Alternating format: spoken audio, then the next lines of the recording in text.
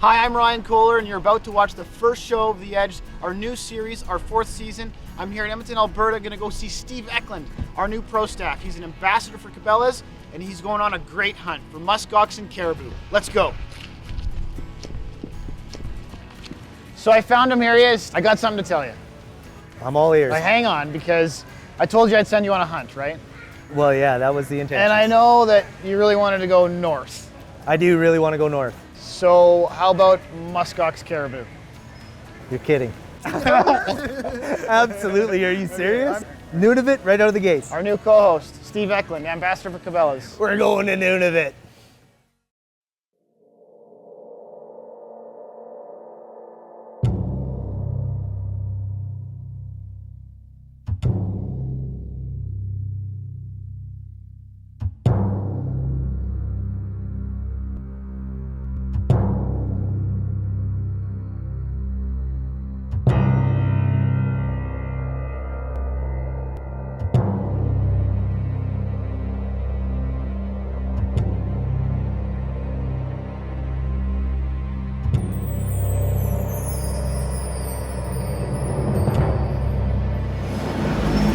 Earplugs in. Next stop, Nunavut.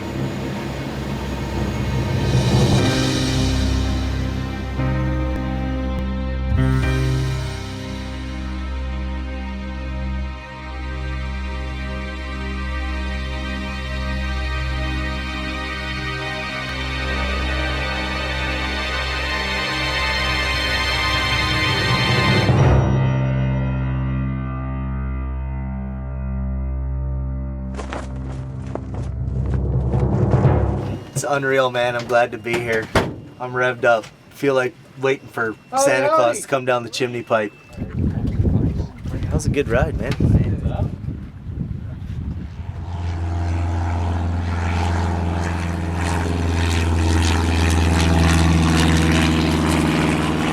We're on our own now, fellas. North of the 60. Muskox and caribou. It's gonna be epic.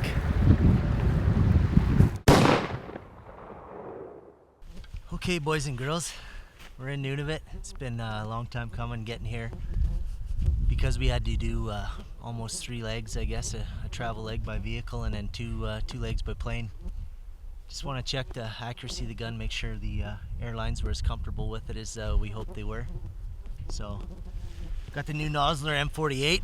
Thanks to Helgi, got it in my hands and just tipped it up with a Swarovski Z5 scope with the BRH reticle. So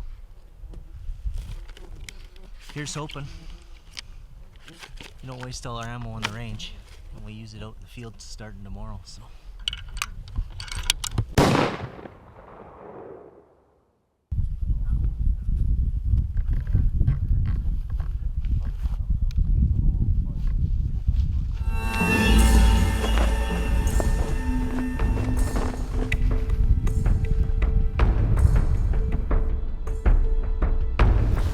I don't know what to say. Maybe a meteor, I don't know. But surrounded by green landscape, it's super bizarre and super slippery on these rocks. I don't know what it is.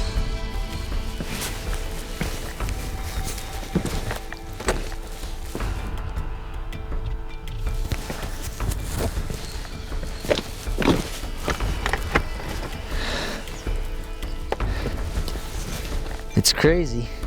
Look at all these holes in this stuff. Smoothed right out.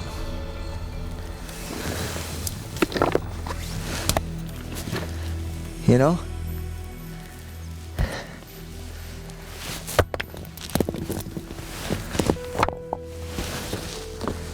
It's hard to say. One of life's little mysteries, I guess. Pretty cool though.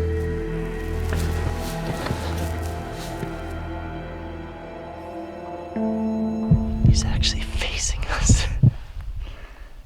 He's got really good passes. Double shovel. Oh, I should shoot you.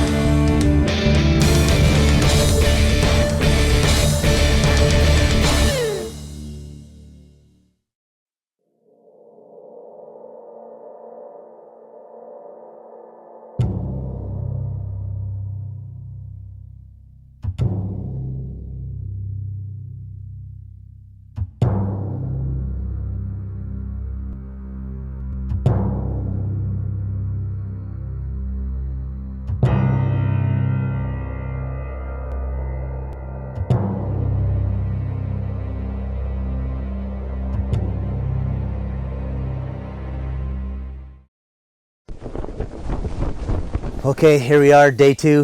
Honeymoon is officially over. For those of you that get to sit at home and watch some of these caribou muskox shows on TV, you know, you see these guys walk in for 10-15 seconds of footage walking in, and then all of a sudden there's caribou and muskox. Well, that's not how it goes down. We learned a hard lesson yesterday. We were pounded by wind, pounded by waves in the boat. It was incredible. We did see a herd of caribou, small herd, cows and calves, 1 yearling bull. So day 2, we're gonna get after it here right away. So we'll see what today brings. A lot of this hunt is by lake. So we're cruising around in the boat. We're beaching it at every high point we can see, and then we're getting up top and we're glassing around looking for these animals. Today a little socked in with the weather, but it's early, long day ahead of us, so hopefully we'll make it happen. Just spotted what we think is a mature bull. Gonna try to get a little closer and have a look. He doesn't have big palmated tops, and that's kind of what I'm looking for, but we're gonna make a stalk on him anyway and see what happens. Desolate and flat, they say. Flat, not a chance. We might as well be sheep hunting.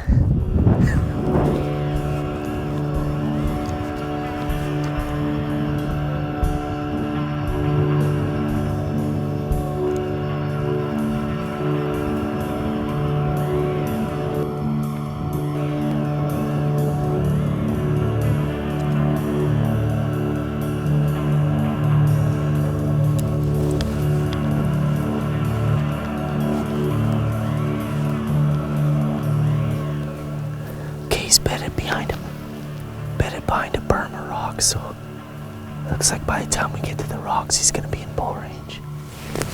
Judging from the way his horns are, he's facing away from us, so come on.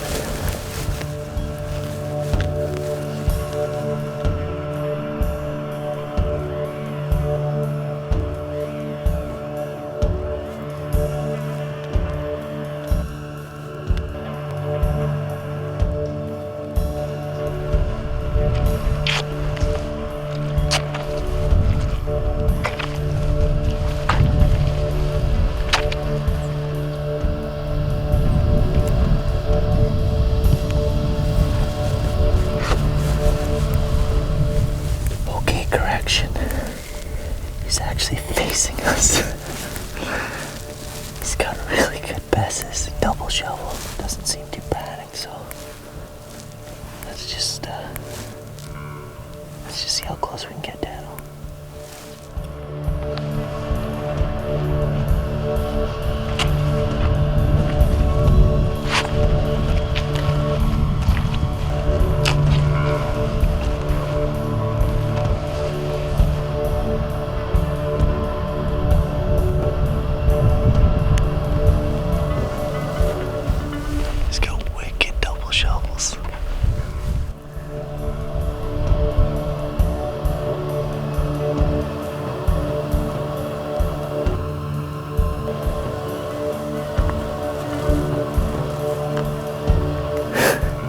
The closer he gets, the more I want him.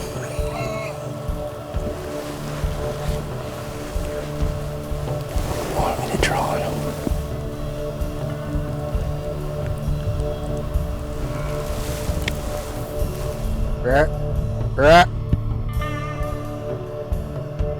Oh, I should shoot you.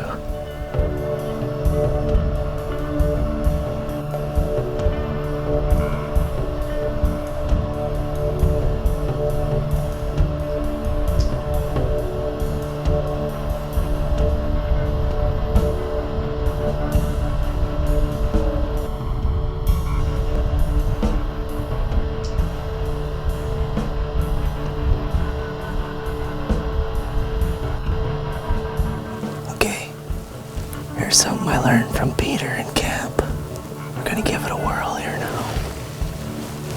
The old Alberta moose trick.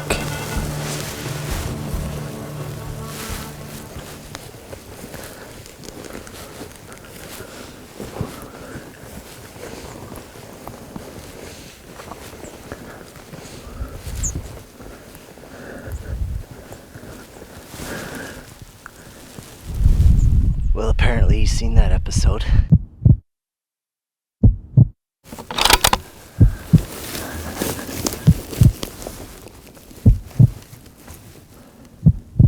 Okay, here we go. Oh boy.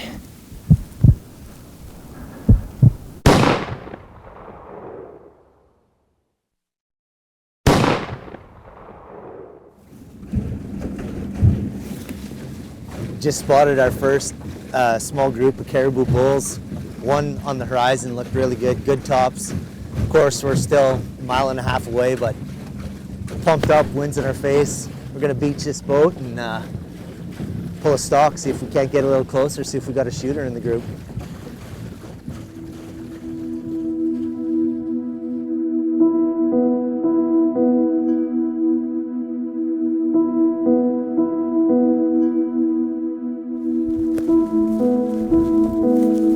I think we should make a play on this one here for sure. He doesn't look to have great big tall beams, but I don't know what he has for shovel, but. So he looks okay for the first tag. Okay for the first Yeah, tag, good. good. All right, we're about a mile and a half in off the lake. Bull actually spooked and went down towards the lake. So we're trying to get up around him. Just dropped into a nice bull. Got about 500 yards left to go. Hopefully we can get a real good look at him and maybe put the smack down on him. So come on, let's do it. We got a little ways to go yet. But he's feeding away from us, so let's try to get another couple hundred yards, maybe 150, something like that.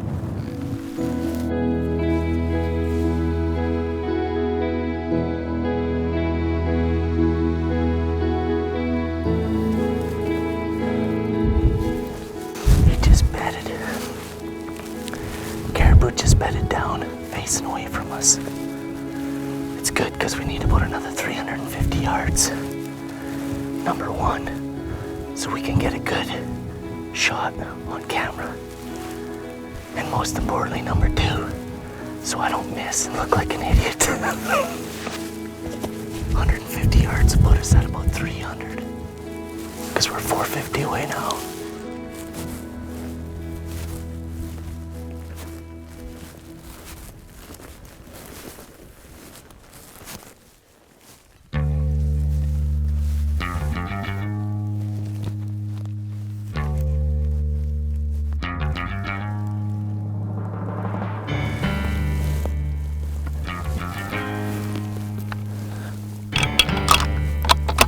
Okay, here we go.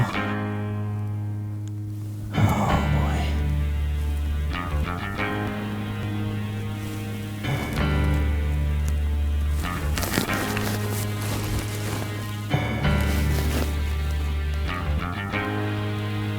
Ready, 40?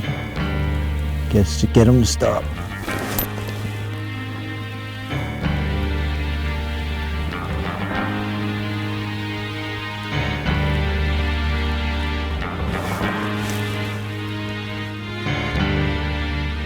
Oh no, okay. He's down over that bank. I can't see him real well.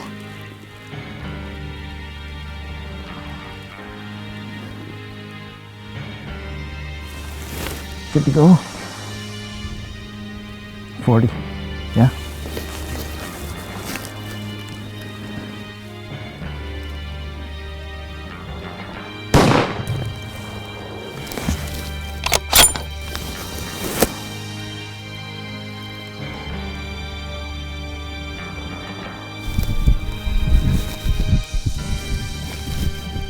Okay, here we go.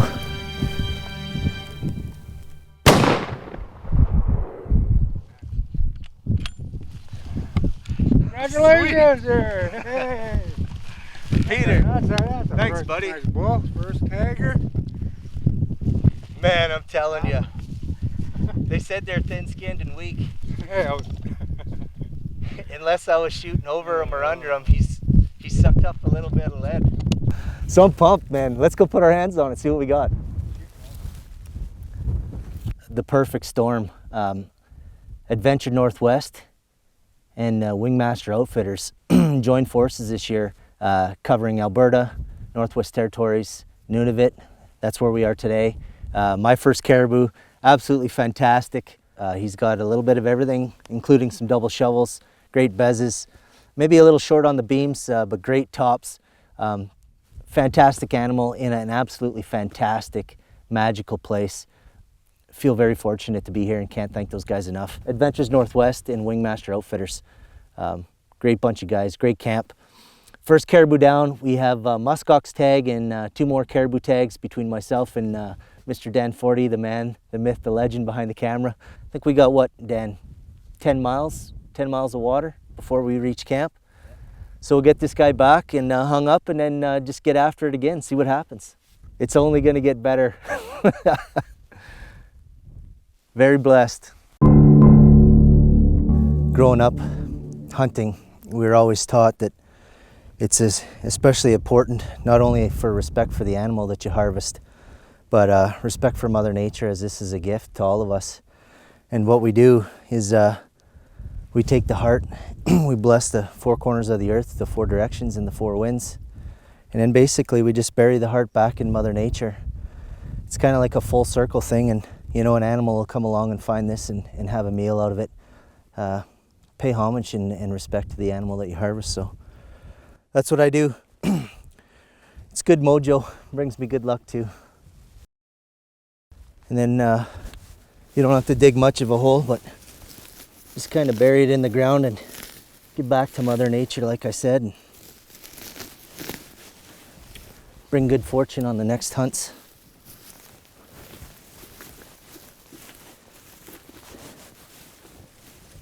You know, we're post caribou kill, and our guide Peter here is dismantling our caribou, and as you can see right down to the ribs, Peter was telling us that all of this meat gets distributed throughout the community. We'll eat what we can here in camp, but nothing's left to waste, and it's really cool to see that. I mean, as big whitetail hunters and mule deer hunters back home, it's very rare that you see anyone really take even right down to the ribs. All of this gets used. Absolutely nothing wasted. Really nice to see. Reminds me of growing up back home. I mean, shooting moose. We didn't bring out the moose horns because it was too much weight to carry.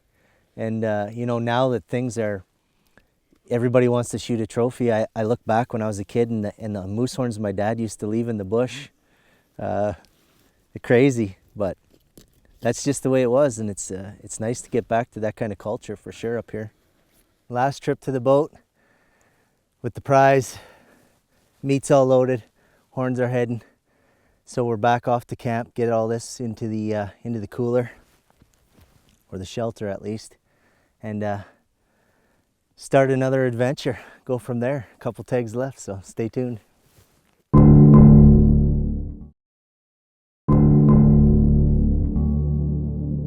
We're here in the grill house having a quick bite to eat. Steve, I missed that hunt. It looked like an amazing caribou hunt. Tell me about it. It was a doozy. I mean, I couldn't believe it. I mean, up there, Arctic Circle, you know, this hunt was primarily by boat, and the guys were telling us, you know, you can get up on these caribou. Fairly easy. It started out like a cakewalk. Was it hunt. easy? They never are. Never are. So probably the coolest thing that I saw in this show, and I mean the caribou are great. I think we saw an asteroid. I mean, I looked at the footage a couple of times, and you look at the rock, and that's got to be an asteroid. Because a meteorite is what you call it when it hits the ground, once it comes to the atmosphere. Well, funny story here. I mean, we stumbled across this. The routine was we'd get out of the boats and we'd take to the high ground and then glass for a couple hours for these caribou. And when we come across this, I didn't know what it was. It was just one of the coolest things I'd ever seen. We took the time to go down there and walk through it and check it out. It was incredible. Okay, so your first caribou? I mean, that's totally amazing. I know when I shot mine, I was freaking out. Oh yeah, I'm still, you know, reeling from it. I've never seen anybody do what you did with the heart, and I mean that was pretty cool. It was pretty cool. Well, it's one of those things. It's about paying respect to the animal and giving back to Mother Nature. It's something I've done since I was a young boy.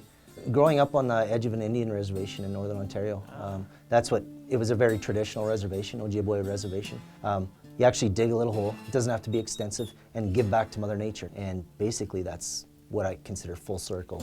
Animal comes in. Well, that's cool. I think we got the right guy. Our new co-host, Steve Ecklund, shows a lot of respect for the animals and a lot of respect for the industry. So stay tuned, because next week is part 2 of this series. We're going to go after more caribou and more muskox. It's incredible. Not gonna want to miss it.